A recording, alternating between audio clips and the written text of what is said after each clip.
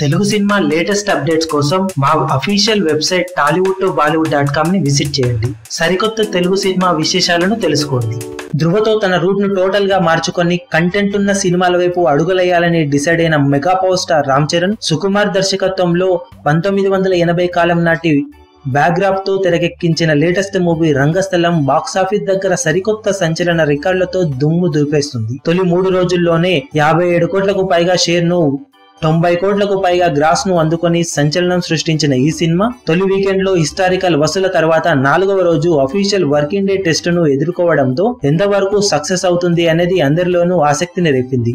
కాగా సినిమా 4వ రోజు బాక్సాఫీస్ దగ్గర ఎలా పర్ఫామ్ చేసింది అంటే 3వ రోజుతో పోల్చుకుంటే చాలా ఏరియాలలో 4వ రోజు డ్రాప్స్ 50% వరకు కనిపించాయి.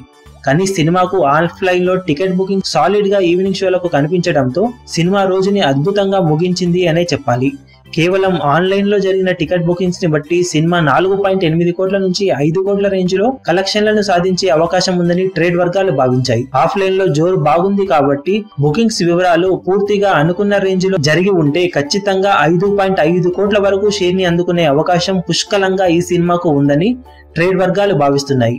మరి సినిమా 4వ రోజు ఈ రేంజ్ కలెక్షన్లతో దుమ్ము దుమారం చేస్తుందో లేదో అఫీషియల్ కలెక్షన్ల వివరాలు వచ్చాక తెలుస్తాయి. ఆ వివరాలు వచ్చిన వెంటనే వీడియో అప్డేట్ చేస్తాం.